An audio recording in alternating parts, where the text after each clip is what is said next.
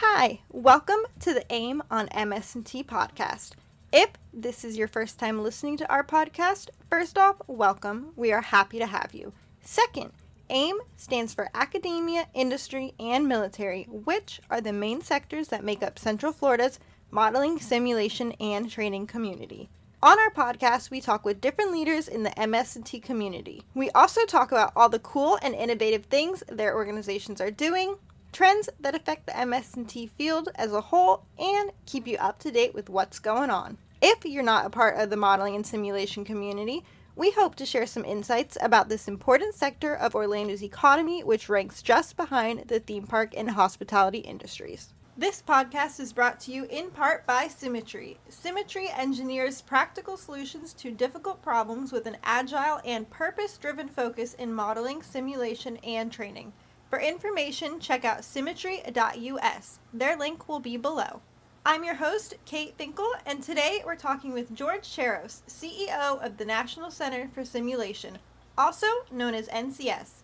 This is George's second time on our podcast. If you want to learn more about NCS and some background on George, make sure to click our page and check out episode number 2.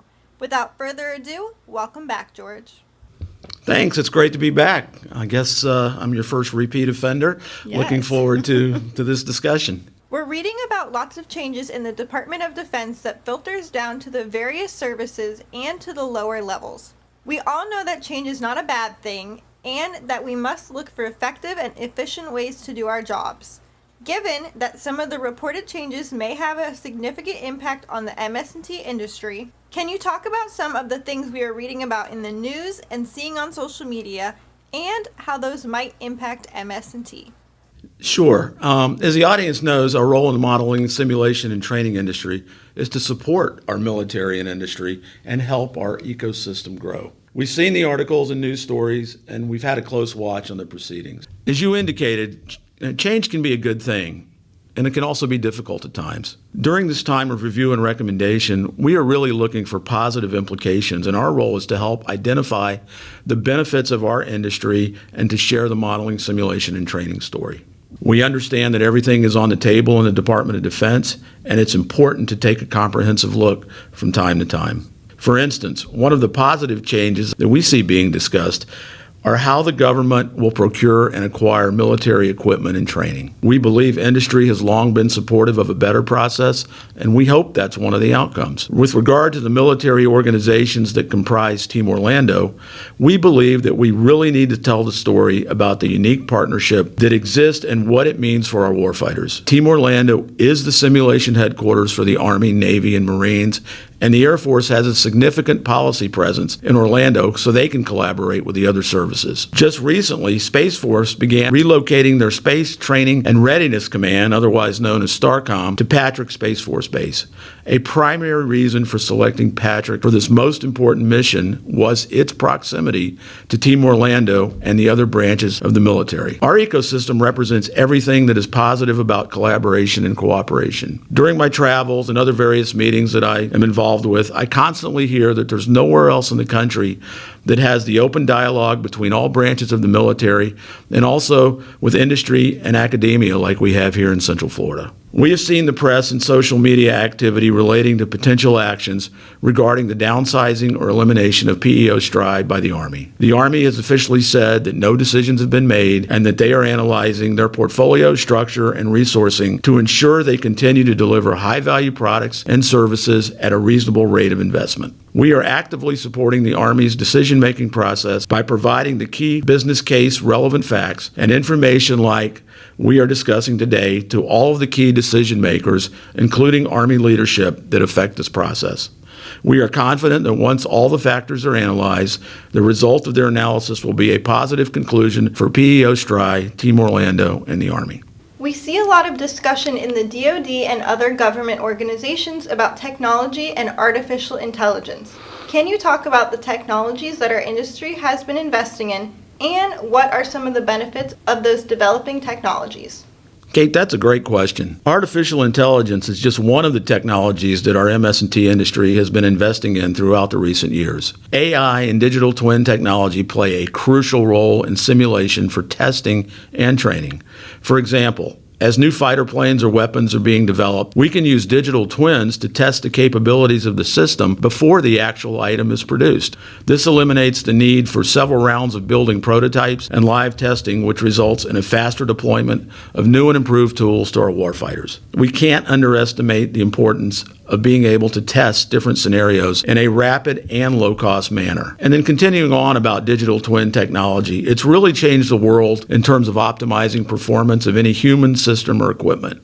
One example is how UCF's Institute for Simulation and Training is now collaborating with the semiconductor industry to optimize the clean manufacturing and assembly process right here in Central Florida. Another key use is cybersecurity testing in a closed environment, and the possibilities for digital twin are endless. There are a lot of other important capabilities that rely on simulation technology as well. For example, augmented, virtual, and extended reality. All of us or our kids have played games, and that's where this technology comes from. Other technologies like laser and LiDAR, all of the driverless vehicles that you will be seeing on the road are a result of that technology. Also, much of it developed right here in Central Florida. The animation community between our theme parks and places like EA Sports, which also are collaborated here in Central Florida. In most of these cases, our Central Florida-based ecosystem and workforce is an integral part of the development of these capabilities. Not only do our Team Orlando military units have the expertise, but they can also draw upon our area's immense talent pool. UCF produces more aerospace engineers than any university in the country. They have the first graduate degree and program in modeling and simulation, and they are home to the Institute for Simulation and Training. The university's leadership is openly supportive of the military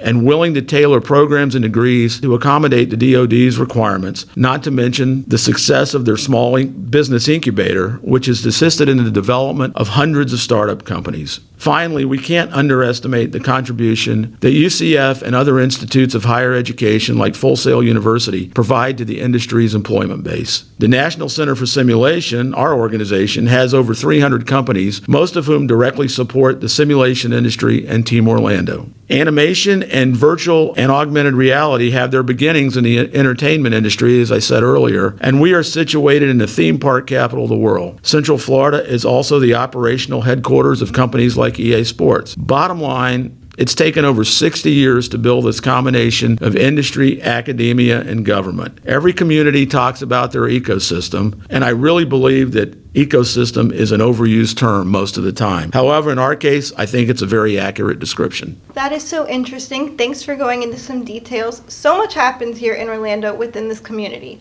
Now, for the listeners that don't know about the long history of the MS&T industry, can you tell us how we got here? It's a long history. It goes all the way back to 1950 when the Army and the Navy signed a joint collaboration agreement that just celebrated its 75th anniversary, and it's the longest collaboration agreement between the Army and Navy in existence. So the Army and the Navy began collaborating in 1950. In the early 60s, they moved that collaboration for simulation and training from Long Island, New York, to what was the Orlando Naval Training Center here in Orlando. As they collaborated, a few years later, both the Marines and the Air Force joined them. And then I believe it was in the early 80s, they had really outgrown their facilities at the old Naval Training Center because they were operating in some small buildings and trailers. And they received some Milcom construction money to build a new headquarters for simulation at the Naval Training Center. Fortunately, some of our political leaders and community leaders at the time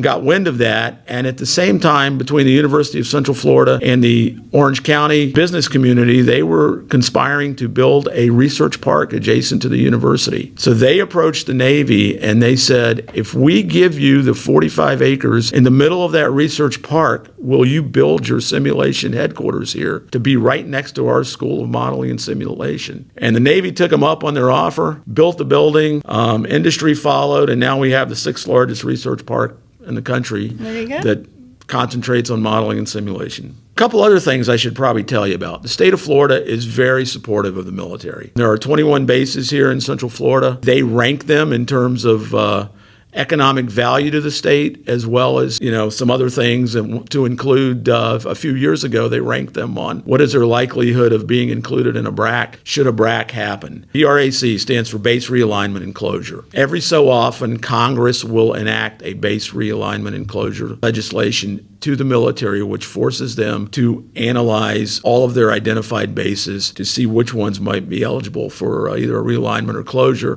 for the primary purpose of becoming more efficient and cutting cost. And at that point in time, back in 2012, we were ranked at the top of the list. And the reason we was because we had a real shortage of office space for the military. They had outgrown their original space, and they were leasing space in commercial buildings, and the primary branch of the service that was doing that was the Army. So we identified that weakness in conjunction with the governor, it was Rick Scott at the time, and his Florida Defense Support Task Force, and immediately got the state and the community involved in being able to expand this partnership complex. And over the course of time from 2013 to 15, the state appropriated $42 million to the university and Central Florida to either buy or build another 200,000 square feet of office space. We were able to do that and acquired the Partnership 4 and Partnership 5 buildings. And when you combine that space with the original Partnership 1, 2, and 3 buildings, the state of Florida, since probably early 2000s,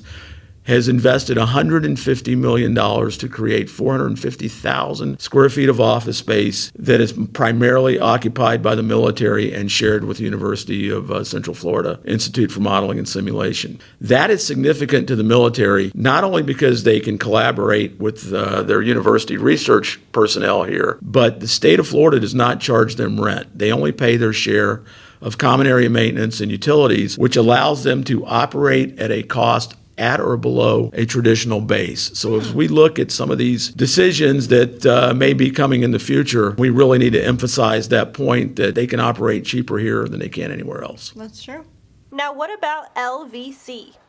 Live Virtual and Constructive Training, otherwise known as LVC, has been around for a long time in various forms. There are now key strategic programs for the military where they will utilize assets across the state of Florida to prepare for any level of conflict anywhere. These assets include the Gulf of America and the Pine Castle and Avon Park bombing ranges, as well as the simulation technology right here in Central Florida. All branches of the military are able to train and participate in these LVC exercises. The required investment to optimize this training is substantial but very important to national security. One challenge that we are working through with LVC is that we've been made aware that the Navy and the Army on the constructive piece aren't necessarily on the same platforms all the time. So it's important that they will continue to work together to sync that up so to optimize those exercises. What a great summary of how important MS&T is, especially in Central Florida with its history and impact worldwide.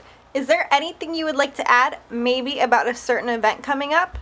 Kate, thanks for asking. We do have one of our featured annual events that are coming up tomorrow, May 9th. Florida Simulation Summit, this is our 11th one, will be held at the Doubletree Hotel adjacent to Universal Studios. And the theme for this year's summit is Smart Decisions, Build Smart Cities. Optimizing operations with AI and simulation. The purpose of the Simulation Summit is to really educate our community on the values of modeling and simulation and how it affects their everyday lives. We have had, again, this is our 11th summit, and we've had a number of different topics that we've had over the years, ranging from medical to construction to cybersecurity to digital twin, all the way to sports training. So this one will be really interesting because it really has a direct effect on our community. We're always happy to join with the Orange County Mayor, and Jerry Demings will be with us tomorrow, and we will have his support throughout the event like we've had for the past several years. And we've also had that support from his predecessor, Mayor Teresa Jacobs. This summit was really started, if you go back to my earlier comments, when we were trying to get the funding from the state of Florida to expand the